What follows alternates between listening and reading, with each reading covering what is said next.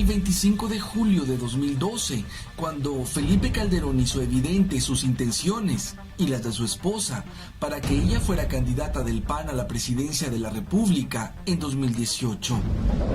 No era solo una excentricidad de fin de sexenio, sino una seria amenaza, narró Anabel Hernández, quien sostuvo también: como ciudadanos, debemos buscar un candidato honesto, generoso, decidido y consciente, sea hombre o mujer.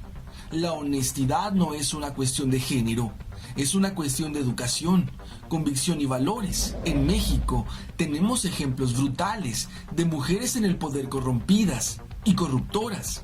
La ex líder del magisterio, Elba Ester Gordillo, o Marta Sagún de Fox, la ex primera dama. Ambas son un ejemplo exacerbado de que lo femenino en automático no va acompañado de lo correcto. Ambas también representan lo más podrido del sistema político en México y sin duda Margarita Zavala integra esa lista. ¿Cómo podría justificar Zavala la falsa guerra contra el narcotráfico de su marido, cuyos resultados finales en datos duros fue más droga, más consumidores y más cárteles en México? ¿Cómo podrá acercarse a las familias de los más de 25,000 desaparecidos a quienes el gobierno de Calderón ignoró? ¿Cómo pedirá el voto de madres como las de la guardería ABC de Hermosillo, Sonora, quienes en 2009 perdieron a sus hijos? Margarita fue comparsa, apoyó abiertamente o con su silencio las infamias y corruptelas cometidas durante el gobierno de su marido. Como legisladora, nunca se pronunció enérgicamente a favor de las víctimas inocentes de la guerra entre cárteles en las que el gobierno de Calderón formó parte protegiendo al cártel de Sinaloa. Margarita Zavala tiene un grave problema. Se llama Felipe Calderón. ¿Qué hará con su marido? ¿Dónde pondrá a Felipe mientras juega a los votos y las urnas?, cuestionó San Juana Martínez en Sin embargo. Calderón significa un lastre muy pesado de cargar. Significa 100,000 muertos, 1,5 millones de desplazados, 25,000 desaparecidos, 20,000 huérfanos, 10 millones más de pobres. Significa crímenes de guerra, 1,000% de tortura cometida por las fuerzas de seguridad, la muerte en condiciones extrañas de los secretarios de Estado, Juan Camilo Mourinho y Francisco Black Mora.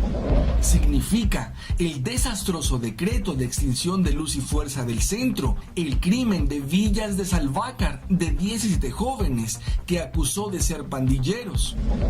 Significa la corrupción de la Estela de Luz, la suspensión irregular de Mexicana de Aviación, 72 migrantes ejecutados en San Fernando, Tamaulipas. Significa la proliferación de casinos para blanquear dinero negro, 52 muertos del Casino Royal.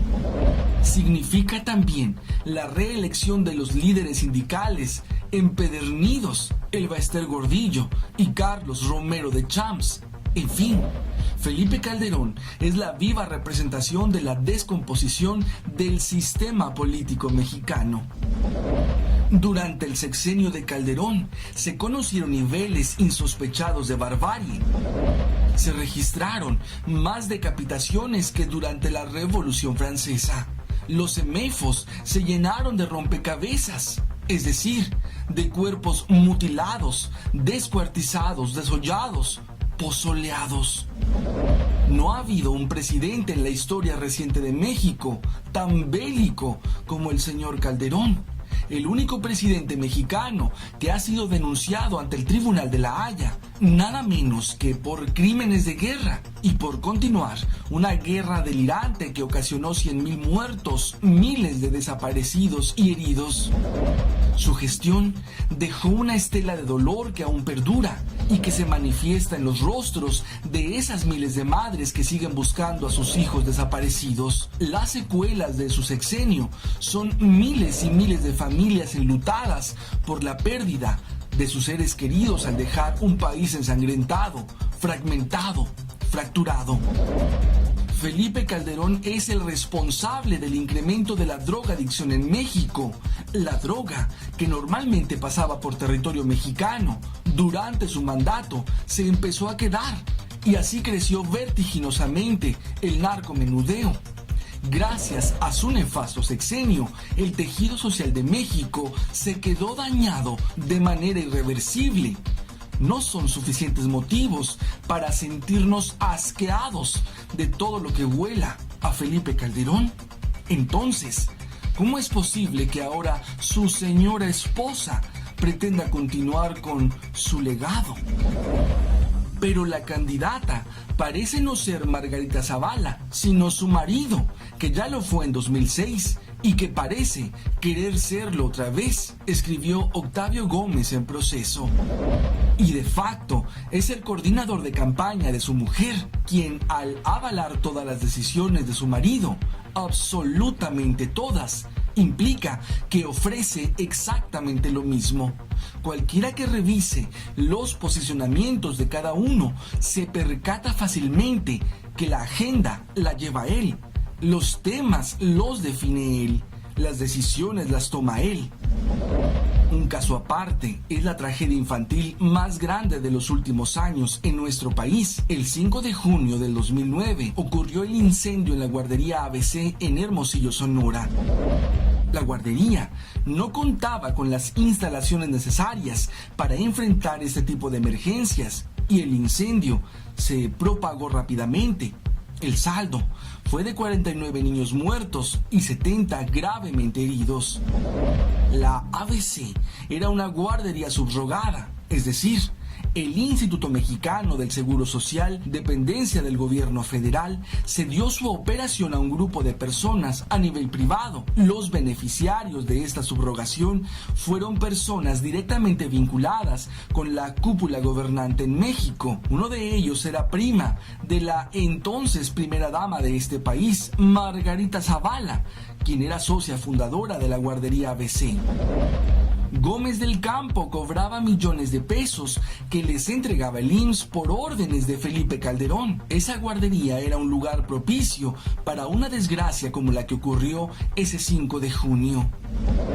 El ex gobernador Wurst y su secretario de Hacienda ordenaron quemar documentos comprometedores del programa Sonora Proyecta y las llamas. Todo indica que intencionalmente alcanzaron al almacén guardería, con la mira también de que fuera un distractor sobre la mala administración de Wurst.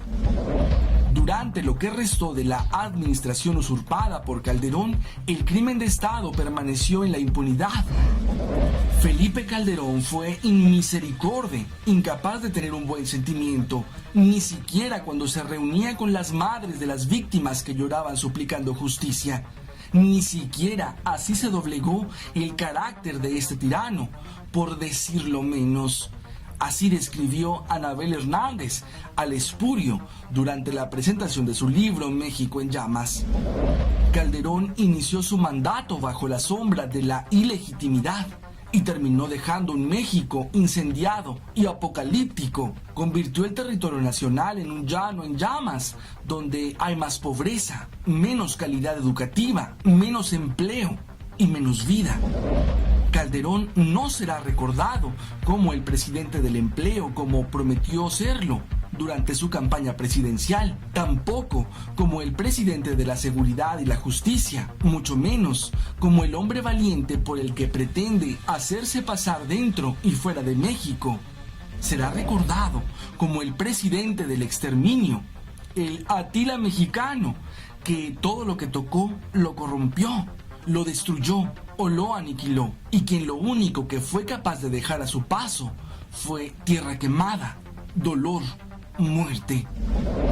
Felipe Calderón se fue con el enfermizo sueño de volver al poder a través de su esposa, Margarita Zavala, y pareciera que nada podrá detenerlo. Y a pesar de ser un México sin memoria, nunca debiéramos olvidar quién fue al final de cuentas el verdadero peligro para México.